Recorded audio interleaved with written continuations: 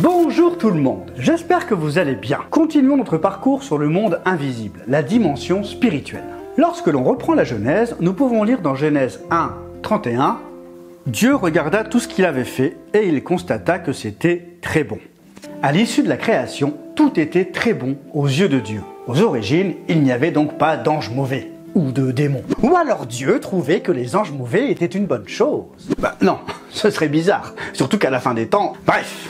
Et c'est à partir de Genèse 3 que l'on peut voir apparaître un serpent, dont l'identité nous est révélée dans le livre de l'Apocalypse comme étant le grand dragon, le diable, Satan. Et ce serpent remet en doute la parole de Dieu. Genèse 3.1, Dieu a-t-il vraiment dit que...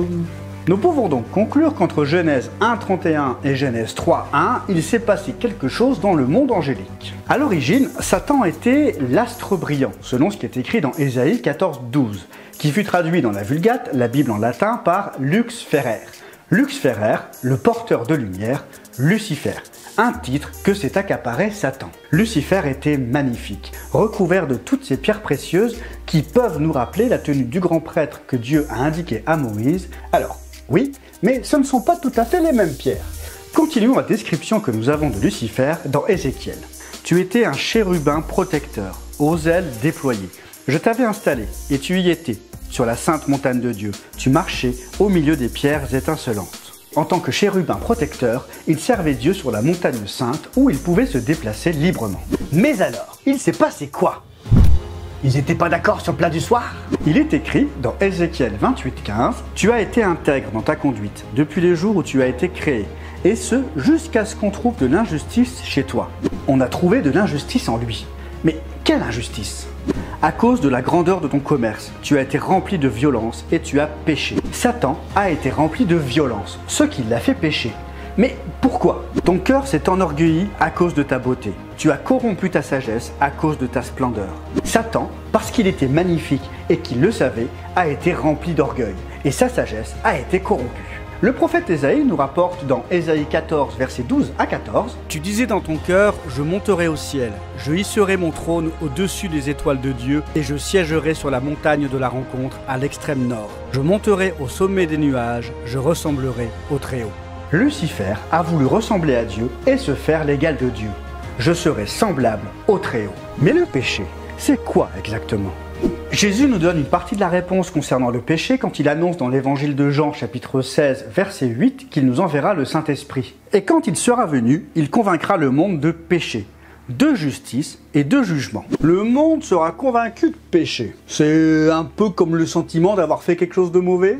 La petite voix qui nous dit que c'est pas bien, que tu vas mal finir, que si tu continues, tu seras pas bien vu par Dieu. Non, pas du tout. Cette petite voix qui t'accuse, c'est pas Dieu, c'est pas le Saint-Esprit, c'est le diable. Diabolos en grec qui veut dire l'accusateur. Le diable, Satan, Lucifer, ce sont des termes pour désigner la même personne. Mais alors, comment le Saint-Esprit nous convainc de péché ? Eh bien, Jésus nous le dit juste après, dans Jean 16,9, en ce qui concerne le péché, parce qu'il ne croit pas en moi. Ne pas croire en Jésus-Christ, c'est ça l'une des sources du péché. L'incrédulité. Mais ce Lucifer, il croyait en Dieu puisqu'il vivait en sa présence. Il n'est pas question de croire en Dieu, mais de croire Dieu, de croire ce qu'il dit, de croire sa parole. Dieu dit qu'il est créateur de toutes choses, qu'il est tout-puissant et que nul n'est égal à lui. Et Lucifer, visiblement, ne l'a pas trop cru puisqu'il pensait pouvoir se faire son égal. Il a refusé de l'adorer comme il le faisait et a monté quelques anges contre Dieu avec lui. Ce chérubin, en s'opposant à Dieu, est devenu Satan, l'adversaire, l'ennemi. Il est le prince de ce monde, selon les paroles de Jésus, et veut soumettre les hommes en les entraînant avec lui dans sa chute, en attaquant leur foi. Car si Dieu a décidé de sauver tous les hommes et toutes les femmes qui croient en Jésus-Christ, il a décidé de ne sauver aucun ange rebelle, qui eux sont destinés à la géhenne, les temps de feu. Et les hommes qui se détournent de Dieu se retrouvent, volontairement ou involontairement, soumis à Satan. N'importe quoi! Satan, c'est le mal. Si je fais du bien, je ne le sers pas. La question n'est pas de savoir si ce que tu fais est bien ou mal, mais d'où ça vient. Il nous est dit que Satan est capable de faire des miracles et des prodiges, de se déguiser en ange de lumière. Ce n'est pas parce qu'un message te fait du bien, ou qu'une manipulation procure la guérison sur l'instant, que cela vient forcément de Dieu. Si tu n'as pas donné ta vie à Jésus-Christ et que tu n'agis pas en son nom pour que celles et ceux qui sont guéris reconnaissent qu'il agit dans leur vie, pose-toi la question de savoir d'où viennent ces dons.